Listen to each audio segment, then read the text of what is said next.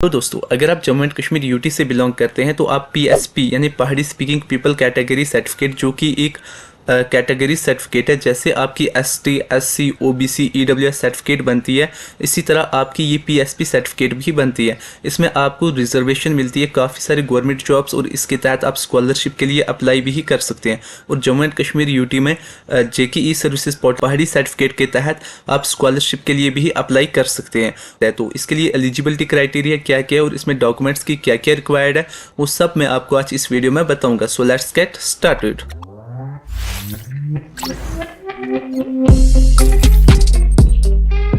सबसे पहले अगर हम बात कर लेते हैं एलिजिबिलिटी क्राइटेरिया की, में जो है आप पहाड़ी कम्युनिटी से बिलोंग करते हो, यानी आपका एरिया जो है वो पहाड़ी सर्टिफिकेट के लिए फॉल करता हो, यानी आपकी जो मदर टंग लैंग्वेज है वो पहाड़ी होनी चाहिए। और अगर हम बात कर लें इनकम की, तो इसमें पहले जो दिया गया हुआ था कि आपकी इनकम जो है वो 8 लाख से कम होनी चाहिए, लेकिन शायद अब इन्होंने जो है वो चेंज कर दिया। अगर आपकी इनकम 8 लाख से अबव भी है, फिर भी आप जो है पहाड़ी सर्टिफिकेट के लिए अप्लाई कर सकते हो। ये चीज़ मुझे अभी कंफर्म नहीं है, मैं कंफर्म करके आपको कमेंट सेक्शन में लिख के वहाँ पे मैं पिन कर दूंगा। तो अब हम बात कर लेते हैं डॉक्यूमेंट्स रिक्वायर्ड की। डॉक्यूमेंट में सबसे पहले आपका एक पासपोर्ट साइज फोटोग्राफ, उसके बाद डोमिसाइल सर्टिफिकेट कि आप जम्मू एंड कश्मीर यूटी से बिलोंग करते हैं, उसके बाद आइडेंटिटी प्रूफ में आपका आधार कार्ड, एड्रेस प्रूफ में आपका आधार कार्ड यानी एप्लीकेंट जो अप्लाई कर रहे हैं उनका आधार कार्ड, उसके बाद एनुअल इनकम सर्टिफिकेट अगर जो है आपका एपीएल राशन कार्ड। अगर आपका बीपीएल राशन कार्ड है तो आप एनुअल इनकम सर्टिफिकेट की जगह अपना बीपीएल राशन कार्ड अपलोड कर सकते हैं। उसके बाद आपका जो राशन कार्ड है वो अपलोड करना है। बस यही डॉक्यूमेंट्स रिक्वायर्ड है पीएसपी सर्टिफिकेट के। तो चलिए अब मैं आपको बता देता हूँ कि आप इसको कैसे ऑनलाइन अप्लाई कर सकते हैं। तो सबसे पहले आपने अपने मोबाइल फ़ोन या लैपटॉप में कोई सा भी ब्राउज़र ओपन कर लेना है। उसके बाद यहाँ पर सर्च बार में आकर आपने टाइप कर लेना है jansugam.jk.gov.in और इंटर कर लेना है। आपके पास इसका इस तरह से होम पेज ओपन होकर के आ जाएगा। यहाँ पर आपने लॉगिन पे क्लिक कर लेना है। उसके बाद अगर आप इस साइट पे पहली बार विजिट कर रहे हैं तो इसके लिए आपको एक लॉगिन अकाउंट क्रिएट कर लेना है, और अगर आपके पास ऑलरेडी एक लॉगिन अकाउंट बना हुआ है तो आपने उस अकाउंट से लॉगिन कर लेना है। एक न्यू यूज़र अकाउंट क्रिएट करने के लिए आपने यहाँ पर simple new user sign up for Meri Pehchaan, इस पर आपने क्लिक कर लेना है। देन उसके बाद यहाँ पर आपने अपना मोबाइल नंबर फिल कर लेना है और जनरेट OTP पे क्लिक कर लेना है। एक OTP आपके नंबर पे जाएगा, वो OTP आपने यहाँ पे फिल कर लेना है। उसके बाद यहाँ पर आप अपना फर्स्ट नेम डालेंगे, उसके बाद लास्ट नेम डालेंगे, उसके बाद जो आपकी डेट ऑफ बर्थ है वो आपने यहाँ पे सिलेक्ट कर लेनी है। उसके बाद आपने अपना जेंडर सेलेक्ट कर लेना है। देन उसके बाद यहाँ पर आपने एक यूनिक यूज़र आईडी फिल कर लेना, यानी आप अपना नाम और उसके साथ न्यूमेरिकल में 1 2 3 वगैरह लगा के यहाँ पे आपने फिल कर लेना है। उसके बाद यहाँ पर आपने एक पासवर्ड जनरेट कर लेना है। यहाँ पर आप अपना नाम उसके साथ @123 या ऐसे करके कोई भी पासवर्ड आपने यहाँ पे रख लेना, और वही सेम पासवर्ड आपने कंफर्म पासवर्ड में फिल कर लेना है। उसके बाद टर्म्स एंड कंडीशंस को एक्सेप्ट करके आपने यहाँ पे वेरीफाई पे क्लिक कर लेना है। उसके बाद जैसे ही आपका एक यूज़र अकाउंट बन जाएगा, उसके बाद आपने आ जाना है sign in to an existing Meri Pehchaan account, इस पर आपने क्लिक कर लेना है। उसके बाद यहाँ पर आपने जो है साइन इन कर लेना। अगर आप यूज़र नेम से साइन इन करना चाहते हो तो यहाँ पर आप फर्स्ट ऑप्शन पे क्लिक करेंगे, यहाँ पे यूज़र नेम फिल कर लेंगे, उसके बाद पासवर्ड फिल करके टर्म्स एंड कंडीशंस को एक्सेप्ट करके साइन इन पे क्लिक कर लेना है। और अगर आप मोबाइल नंबर से साइन इन करना चाहते हैं तो आप सेकंड ऑप्शन को क्लिक करेंगे, यहाँ पर आपने अपना मोबाइल नंबर फिल कर लेना है, उसके बाद पासवर्ड फिल करना है, उसके बाद कंसेंट पे क्लिक करके साइन इन कर लेना है। इनकेस अगर आप अपना पासवर्ड भूल चुके हैं तो यहाँ पर आप पासवर्ड लेस ऑथेंटिकेशन पे क्लिक करेंगे, आपके नंबर पे एक OTP जाएगा, वो OTP आपने फिल कर लेना है। उसके बाद आपका ये जो है साइन इन हो जाएगा। उसके बाद अगर आप मेल आईडी वगैरह से साइन इन करना चाहते हो, आप अदर ऑप्शन से भी साइन इन कर सकते हो। साइन अप पे क्लिक करने के बाद आपके पास यहाँ पर एक 2 फैक्टर ऑथेंटिकेशन मोड आ जाएगा, यानी जो नंबर आपने इसमें दिया हुआ है उस पर एक OTP जाएगा, वो OTP आपने यहाँ पे फिल करके अपना 2 फैक्टर ऑथेंटिकेशन को कर लेना है। 2 फैक्टर ऑथेंटिकेशन वेरीफाई होने के बाद आपने यहाँ पे स्क्रॉल डाउन कर लेना है, और यहाँ पर आपने जो है Jammu and Kashmir UT services पे क्लिक कर लेना है। उसके बाद यहाँ पर जनसुगम पे क्लिक करके यहाँ पे आपने एक्सेस नो पे क्लिक कर लेना है। एक न्यू टैब में आपका जो है सर्विसेज प्लस का डैशबोर्ड इस तरह से आपके पास ओपन होकर के आ जाएगा। यहाँ पर आपने जाना है second option apply for services और व्यू ऑल अवेलेबल सर्विसेज, इस पर आपने क्लिक कर लेना है। यहाँ पर जम्मू एंड कश्मीर यूटी के अंदर जो भी ऑनलाइन सर्विसेज दी जाती हैं वो सब यहाँ पर आपको शो हो जाएंगे। उसके बाद यहाँ पर आपने सर्च बार में आ जाना और यहाँ पर आपने टाइप कर लेना है पहाड़ी, और आपके पास इस तरह से आ जाएगा एप्लीकेशन फॉर इशुएंस ऑफ पहाड़ी एथनिक पीपल कैटेगरी सर्टिफिकेट, यानी जो डिपार्टमेंट ऑफ रेवेन्यू की तरफ से बनती है। उसके बाद यहाँ पर सिंपल आपने क्लिक कर लेना है। उसके बाद आपके पास इस तरह से इसका फॉर्म ओपन होकर के आ जाएगा। ये फॉर्म आपने फिल कर लेना है। सबसे पहले आपने अपनी डिस्ट्रिक्ट को सिलेक्ट कर लेना है, जो भी आपकी डिस्ट्रिक्ट है जहाँ से आप बिलोंग करते हैं वो आपने यहाँ पे सिलेक्ट कर लेना है। उसके बाद आपने अपनी तहसील को सिलेक्ट कर लेना है। देन उसके बाद नेम ऑफ़ एप्लीसेंट आपने एज़ पर आधार उनका नाम फिल कर लेना है जिनकी आपने पहाड़ी सर्टिफिकेट बनानी है। उसके बाद यहाँ पर आपने फ़ोटोग्राफ अपलोड कर लेना है एप्लीसेंट का जिनकी आपने पहाड़ी सर्टिफिकेट बनानी है। उसके बाद place of residence as per आधार आपने फिल कर लेना है। उसके बाद फादर नेम वो आपने यहाँ पे फिल कर लेना है। उसके बाद विलेज नेम वो फिल कर लेना है। प्लेस ऑफ रेजिडेंस यानी वो कहाँ से बिलोंग करते हैं, उनका परमानेंट एड्रेस क्या है एज़ पर आधार वो आपने यहाँ पे फिल कर लेना है।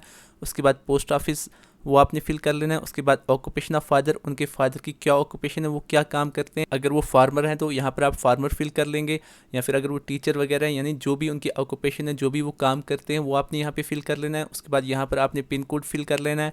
देन उसके बाद total income from all sources of the applicant father यानी उनकी फैमिली इनकम कितनी है पर एनम वो आपने यहाँ पे फिल कर लेनी है। उसके बाद यहाँ पर उनका मोबाइल नंबर फिल कर लेना, उनकी ईमेल आईडी को आपने फिल कर लेना है, क्योंकि जैसी सर्टिफिकेट जनरेट हो जाती है तो आपके मेल में जो है पहाड़ी सर्टिफिकेट आ जाती है। उसके बाद यहाँ पर एप्लीसेंट्स बिलोंग टू पहाड़ी कम्युनिटी क्लैन और ट्राइब ऑफ दैट एरिया आपने यहाँ पे यस पे क्लिक कर देना है।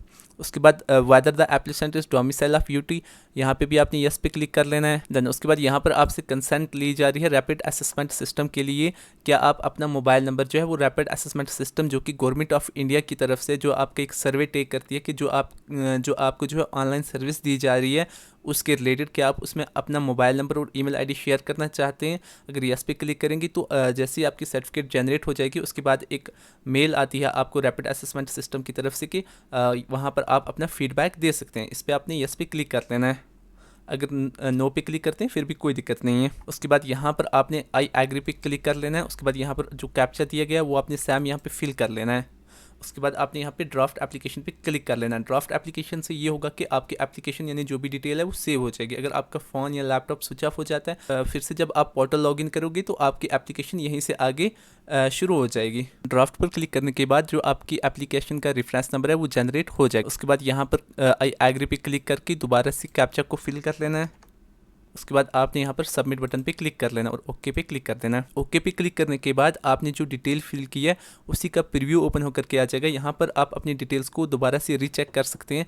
अगर आपको सारी डिटेल बिल्कुल एक्यूरेट लगे तो आपने यहाँ पे स्क्रॉल डाउन करके अटैच एनेक्सर पे क्लिक कर लेना है। उसके बाद यहाँ पर आपने डॉक्यूमेंट अपलोड कर देना है। डॉक्यूमेंट में सबसे पहले आपने डोमिसाइल सर्टिफिकेट अपलोड करनी है। यहाँ पर आपने डोमिसाइल सर्टिफिकेट सेलेक्ट करनी है और यहाँ पर चूज़ फाइल पे क्लिक करके जहाँ पे आपने अपनी डोमिसाइल सर्टिफिकेट सेव की है वो सिलेक्ट करके यहाँ पे आपने अपलोड कर देनी है।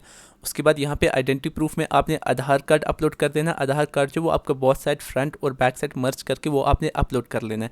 अगर पीडीएफ फॉर्मेट या फिर जेपीईजी फॉर्मेट जो भी हो वो अपलोड हो जाएगा, उसमें कोई दिक्कत नहीं है। उसके बाद यहाँ पे एड्रेस प्रूफ में आपने आधार कार्ड को सिलेक्ट कर देना है और वही अपलोड कर लेना है। उसके बाद एनुअल इनकम सर्टिफिकेट, अगर आपका बीपीएल राशन कार्ड है तो आप सिंपल बीपीएल राशन कार्ड की जो ई टिकट है वो आप ऑनलाइन निकाल के वो अपलोड कर लेंगे। अगर आपका एपीएल राशन कार्ड है फिर आपको यहाँ पे इनकम सर्टिफिकेट अपलोड कर देनी है। उसके बाद यहाँ पर राशन कार्ड में आपने राशन कार्ड को सिलेक्ट करना है। राशन कार्ड की जो ई टिकट है वो आपने यहाँ पे अपलोड कर लेनी है। इन केस अगर किसी का पेरेंट जो वो एम्प्लॉय वगैरह में नहीं यानी उनका जो राशन कार्ड है वो एपीएल है तो उन्हें पहले इनकम सर्टिफिकेट बनानी पड़ेगी, उसके बाद ही उनकी ये पहाड़ी सर्टिफिकेट बनेगी, क्योंकि उन्हें यहाँ पर एनुअल इनकम सर्टिफिकेट अपलोड करना मैंडेटरी है। और अगर आपका बीपीएल यानी पीएचएच राशन कार्ड है, प्रायोरिटी हाउस होल्ड है, तो यहाँ पे सिंपल आपने अपना पीएचएच राशन कार्ड की जो ई टिकट है वो अपलोड कर लेनी है। डॉक्यूमेंट अपलोड करने के बाद यहाँ पे आपने सेव एनेक्सर पे क्लिक कर लेना है। उसके बाद फिर से आपके पास एप्लीकेशन की सारी डिटेल्स ओपन होकर के आ जाएगी। यहाँ पे आप अपनी इन्फॉर्मेशन दोबारा से रीचेक कर सकते हैं और जो डॉक्यूमेंट आपने अपलोड किए हैं वो भी आप दोबारा से यहाँ से देख सकते हैं। उसके बाद आप यहाँ पे मेक पेमेंट पे क्लिक करके 20 रुपीज़ जो है वो ऑनलाइन आपने पेमेंट कर देनी है। यहाँ पर आप देख सकते हो आप किस किस मोड से जो है अपनी पेमेंट कर सकते हैं, जैसे यूपीआई है, क्रेडिट कार्ड, डेबिट कार्ड है, नेट बैंकिंग है, या फिर व्हाट्सअप से भी आप अपनी पेमेंट कर सकते हो। पेमेंट सक्सेसफुल होने के बाद आपके पास एक्नॉलेजमेंट स्लिप जो है वो जनरेट हो जाएगी। यहाँ पर आप प्रिंट रिसिप्ट पे क्लिक करके आप अपने कस्टमर को इस रिसिप्ट का प्रिंट दे सकते हैं, क्योंकि इसमें जो आपका एप्लीकेशन नंबर है यहाँ से आप अपनी पहाड़ी सर्टिफिकेट को बाद में डाउनलोड कर सकते हैं, या फिर आप इस एप्लीकेशन नंबर से आप अपनी एप्लीकेशन का स्टेटस चेक कर सकते हैं। स्टेटस चेक करने के लिए आपने अपनी एप्लीकेशन का जो रेफरेंस नंबर है वो कॉपी कर लेना है। उसके बाद यहाँ पर आपने आ जाना है व्यू स्टेटस ऑफ एप्लीकेशन और ट्रैक एप्लीकेशन स्टेटस, इस पर आपने क्लिक कर लेना है। उसके बाद यहाँ पर जो एप्लीकेशन रेफरेंस नंबर दिया गया हुआ है यहाँ पे आपने पेस्ट कर देना और गेट डेटा पे क्लिक कर लेना है। यहाँ पर जो आपकी एप्लीकेशन का करंट स्टेटस है वो यहाँ पर आपको शो हो जाएगा। मैं यहाँ पे आपको दिखा देता हूँ कि आपकी एप्लीकेशन यानी आपकी जो पीएसपी सर्टिफिकेट है वो कैसे जनरेट होती है और किस किस ऑफिसर के पास आपकी एप्लीकेशन जाती है। सबसे पहले अगर हम स्टेप में ले लें तो यहाँ पर आप अपनी एप्लीकेशन को सबमिट करते हो। उसके बाद जो आपकी एप्लीकेशन है वो जाती है तहसीलदार के पास। तहसीलदार जो है वो आपकी एप्लीकेशन डिटेल्स चेक करते हैं और फॉरवर्ड करता है डीलिंग असिस्टेंट की तरफ। डीलिंग असिस्टेंट जो होते हैं वो वेरिफिकेशन के लिए आपकी एप्लीकेशन को फॉरवर्ड करते हैं नायब तहसीलदार की तरफ। उसके बाद नायब तहसीलदार आपकी एप्लीकेशन को चेक करते हैं और वो फॉरवर्ड कर देते हैं पटवारी के पास, जो आपके कंसर्न पटवारी होते हैं। पटवारी जो वो आपसे रब्ता करेंगे, हो सकता है वो आपको फ़ोन कॉल करें और आपसे आपकी डिटेल वगैरह पूछें, या फिर आपके जो नंबरदार वगैरह हैं वो उनको कॉल करके आपकी डिटेल वगैरह पूछ लेते हैं। जो आपके पटवारी होते हैं वो रिपोर्ट बना के अपलोड कर देते हैं। उसके बाद आपकी एप्लीकेशन फिर से फॉरवर्ड होती है नायब तहसीलदार की तरफ। उसके बाद वो अपनी रिपोर्ट बना के वो अपलोड करते हैं। बाद फाइनली आपकी जो एप्लीकेशन है वो इशूइंग अथॉरिटी तहसीलदार के पास जाती है और वो आपकी एप्लीकेशन को डिलीवर कर देते हैं, यानी एक्सेप्ट करके आपकी जो पीएसपी सर्टिफिकेट है वो जनरेट कर देते हैं। उसके बाद यहाँ पर आप पहाड़ी एथनिक पीपल कैटेगरी सर्टिफिकेट पे क्लिक करके आप अपनी एप्लीकेशन यानी जो पीएसपी सर्टिफिकेट है उसे आप डाउनलोड कर सकते हैं। उसके बाद आपको इसे कहीं पे भी सिग्नेचर वगैरह करवाने की ज़रूरत नहीं होती है, क्योंकि ये जो होती है डिजिटली साइंड रहती है। इसमें कोई भी आपको फिजिकल सिग्नेचर की कोई भी ज़रूरत नहीं होती है। आई होप ये वीडियो आपको बहुत पसंद आई होगी और इन्फॉर्मेटिव लगी होगी। तो अगर इसके रिलेटेड आपके पास कोई भी क्वेरी है आप नीचे कमेंट करके पूछ सकते हैं। So okay guys, thank you so much for watching this video.